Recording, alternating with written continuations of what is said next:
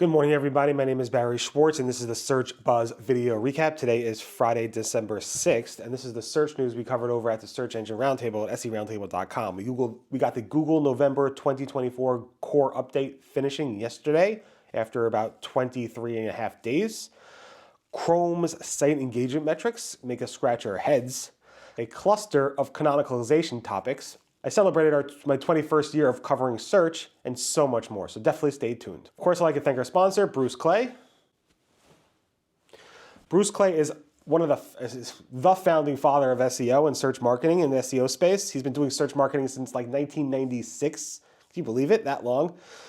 Bruce Clay is also big time into SEO training, so check them out at seotraining.com and also at bruceclay.com. And don't forget to check out their prewriter.ai.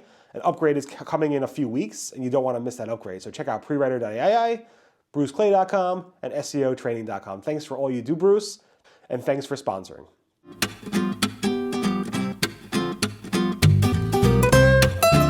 Okay, so the big news, the core update is finally finished. We thought it'd be finished a week and a half ago or so. Google said this update would take about up to 2 weeks, and it took them like 3.5 or so weeks to finish. That being said, there was the Thanksgiving and Black Friday weekend. I really thought it would be done before Black Friday hit, before Thanksgiving hit, but I guess it just didn't happen. It wasn't in the cards. That being said, I have a whole post about what we saw. Again, we saw a lot of fluctuations throughout the whole entire 3.5 weeks. I assume most of it's related to the core update, although we never know. And the core update obviously is a significant one. These core updates hit and impact a lot of websites. Now, this was not a massive core update. It was a core update, so that means it was massive in general. And if you were hit by it, you would definitely saw significant changes. But the March 2024 core update was Google's largest core update ever. And this was just a normal core update. We are expecting a big core update from Google to address a lot of further issues in the future. We're hoping it's the next core update. I assume this is the last and final core update of the 2024 year. That would make it 3 core updates for the 2024 year.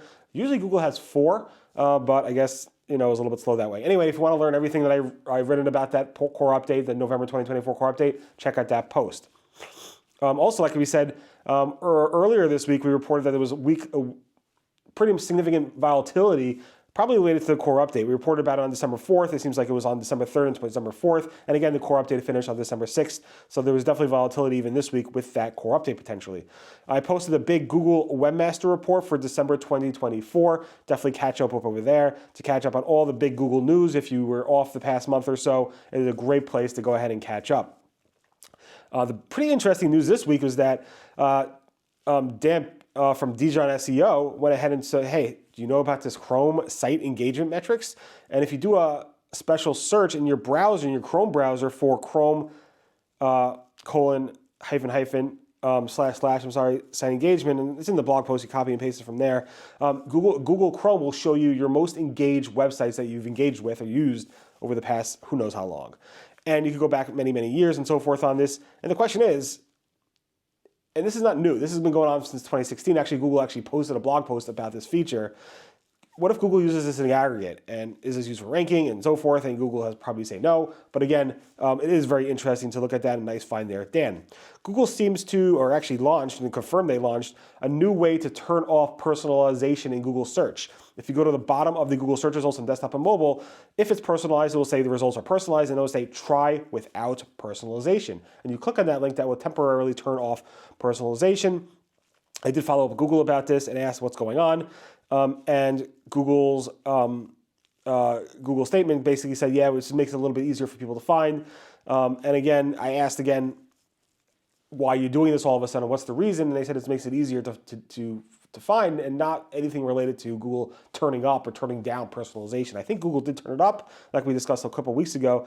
In any event, thanks for the help finding this from a bunch of people, which I included in the comments in the blog post below. Google posted a cluster of Google canonicalization topics, or I posted a cluster of canonicalization topics this morning. I'm calling it Canonicalization Friday or whatever, based on a video interview that Google did on the Search the Off the Record podcast with Martin Splitt, and John Mueller did it again with Alan Scott from Google, who's been working at Google for well over a dozen years on the duplication team, on the dupe team.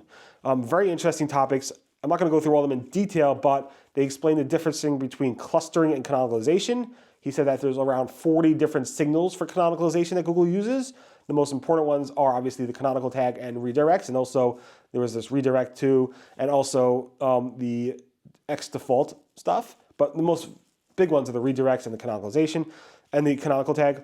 They also spoke about these meandering black holes that happen with error pages. So you got to be careful with that, I guess. It happens here and there. How Google search clustering works with localization, and how does Google try to handle broken canonical tags and signals? So keep that all in mind. There's a lot of there, and I posted all on Friday, so you could go to the blog post today and check them out. Pretty interesting stuff.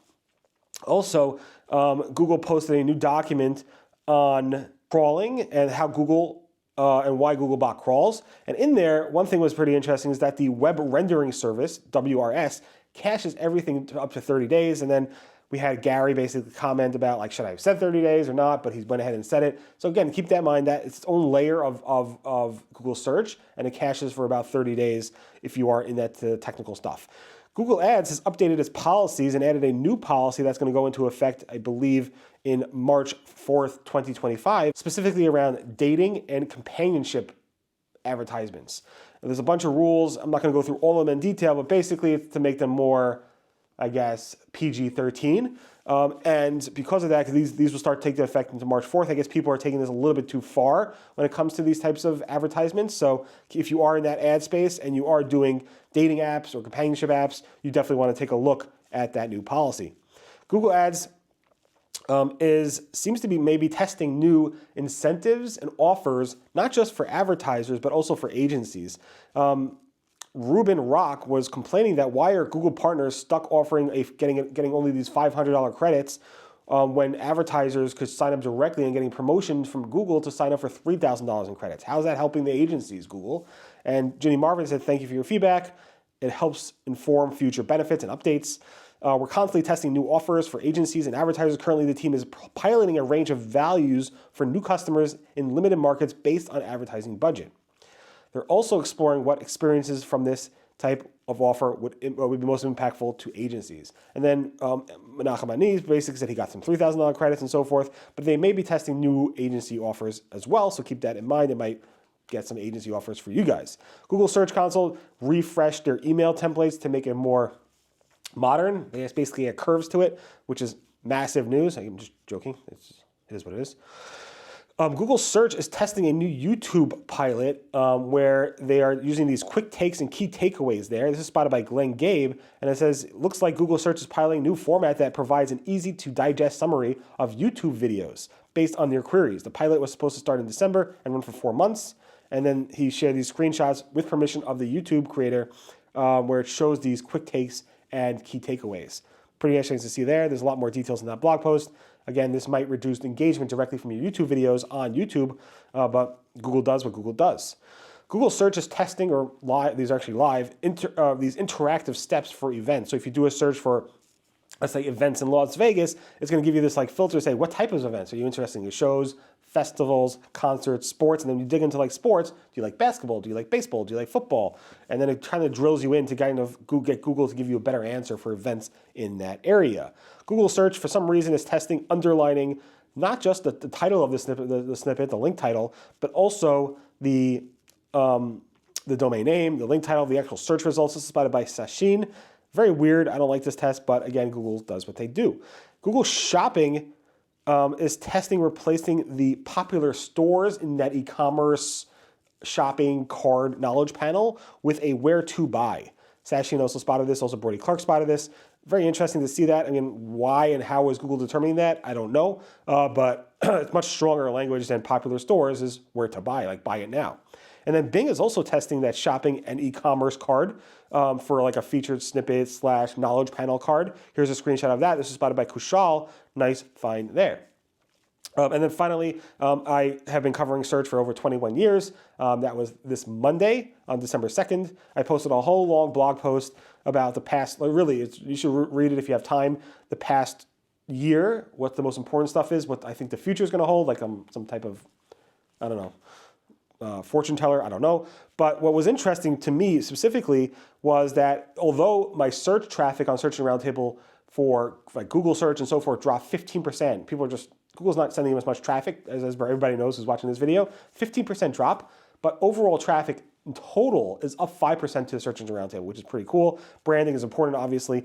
Anyway, thanks so much for listening to the Search Buzz video recap. Again, my name is Barry Schwartz.